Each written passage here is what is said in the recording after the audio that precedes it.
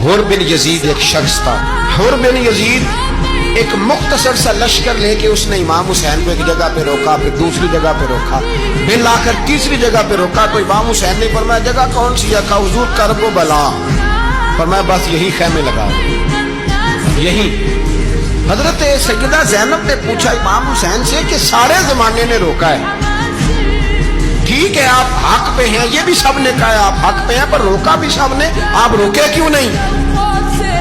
ابن کثیر اور ابن اسیر لکھتے ہیں امام حسین رو پڑے، کہنے لگے بہن میں رک جاتا پر میں نے رات کو نانا مصطفیٰ کو خواب میں دیکھا. تو حضور نے فرمایا حسین اگر آج یہ رواج پڑ گیا نا یزید جیسے لوگوں کا تو قیامت تک پڑا رہے گا.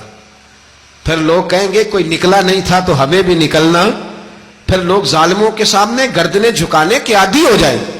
میں کہتا رہتا ہوں، کہہ رہا ہوں، کربلا کی جنگ کفر اسلام کی جنگ نہیں، کفر اسلام کی جنگ نہیں کربلا کی. کیونکہ یزید تو بڑا پکا نمازی تھا، خطبہ دیتا تھا. وہ تو جب امام حسین رضی اللہ تعالیٰ عنہ نے کربلا کے میدان میں جمعے کا دن تھا تو یزید کے سامنے کو بات کرنی شروع کی عمر بن سعد کے سامنے. تو عمر بن سعد کہنے لگا حسین زیادہ باتیں نہ کر، ہمارا جمعہ لیٹ ہو رہا ہے، جنگ کے لیے تیار ہو، فٹافٹ آ. اہل بیت نبوت کو قتل کریں گے اور قتل کے بعد پھر نماز پڑھیں گے اور پھر کہیں گے اللہم صلی علی محمد وعلی آل محمد، اسی نماز میں پھر درود بھی پڑھیں گے. یہ کیسا مرتبہ ہے، کیسا انداز ہے، دوستی قاتل سے بھی مقتول سے یارانہ بھی. امام حسین نے حر بن یزید امام حسین سے کہنے لگا مجھے حکم ہے آپ کو روکنے کا، آپ آگے نہیں جا سکتے. امام صاحب نے فرمایا وجہ؟ زمین اللہ کی ہے.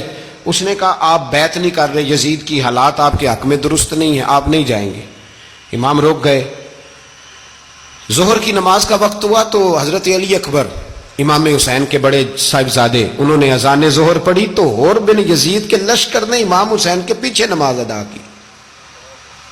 کہا بھئی تم مقابلے میں آئے ہو نماز پیچھے پڑھتے ہو؟ کہا حضور مقابلہ تو تلواروں سے کر رہے ہیں پر ہمارا دل تو مانتا ہے نا کہ مصطفیٰ کا نواسہ بڑی شان والا ہے. حر بن یزید نے 3 نمازیں لشکر سمیت امام حسین کے پیچھے پڑھی ہیں، 3 نمازیں، ظہر اثر اور مغرب. پھر امام حسین کے سامنے شرائط پیش کی کہ آپ کو یہاں گھیر لیا گیا ہے، یہاں آپ بیعت کریں گے، یہاں جنگ کریں گے، 2 ہی باتیں. امام حسین نے فرمایا نہیں بھائی بیعت تو میں نہیں کرتا، اس کے علاوہ تم جو کہتے ہو میں کرنے کو تیار ہوں. اس نے خط لکھا عبید اللہ ابن زیاد کو، ایک بندہ دوڑایا پیچھے کوفے، چند میل پہ کوفہ تھا. کہا وہ نہیں مان رہے، کیا کرنا ہے؟ تو حسین ابن علی ہے، میں زیادہ دیر انہیں روک بھی نہیں سکتا. انہوں نے پیغام دیا حر بن یزید کو کہ کرنا کچھ بھی نہیں، ان کا پانی بند کر دو، بلیک میل کرو، کھانا پانی نہیں ملے گا، چھوٹے چھوٹے بچے ہیں خود ہی مان جائیں گے.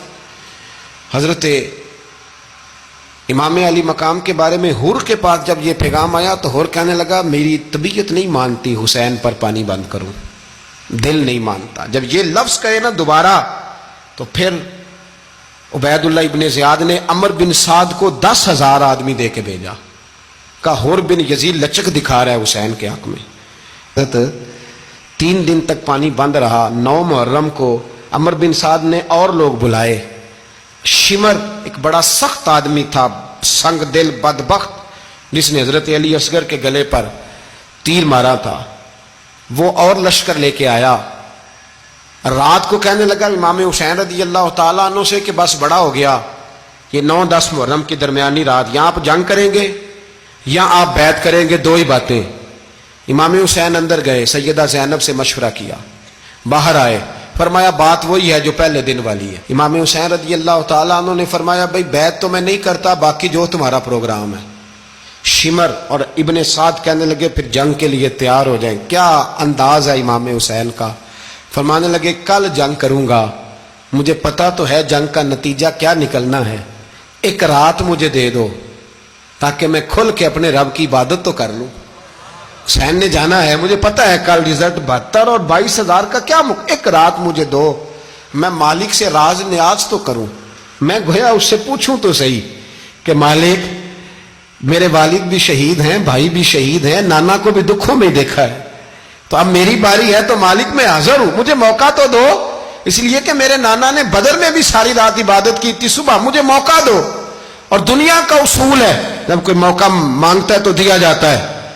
یہ دونوں کہنے لگے کوئی موقع نہیں. حر بن یزید پیچھے سے بولا, کہنے لگا نہیں بدتمیزی نہ کرو, حسین کو موقع دو, تمہیں دینا پڑے گا.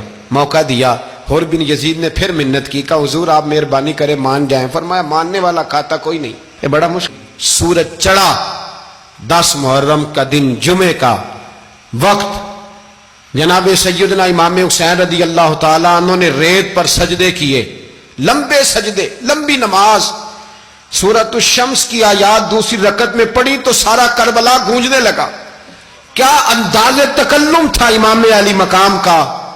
نماز مکمل ہوئی تو حر بن یزید, عمر بن سعد اور شیمر سے کہنے لگے واقعی حسین سے لڑو گے؟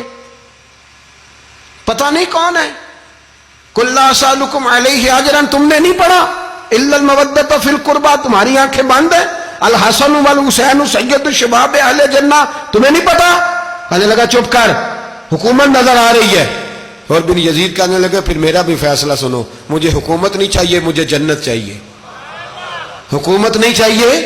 امام حسین کی پہلی فتح دیکھیں, حر بن یزید ایڑی لگا کے نا یزید کے لشکر سے نکل کے امام حسین کے لشکر میں شامل ہو گیا. اور پہلا شخص جس نے امام حسین کو روکا, امام حسین کے نام پر پہلا سر بھی اسی شخص نے کٹایا ہے. لیکن یزید کی قبر پہ لعنت بھی کوئی نہیں برساتا, اس کا محل تھا بہت بڑا. لیکن جب لوگ کربلا میں امام حسین کو سلام کرنے جاتے ہیں تو قدموں میں حر بن یزید کا مزار بھی بنا ہوا ہے, اس کو بھی سلامی دی جاتی ہے. اور اب ہم اکیلا حر بن یزید نہیں کہتے, ہم کہتے ہیں حر بن یزید رضی اللہ تعالیٰ. اب ہم اتنی تعظیم کرتے ہیں اس حر کی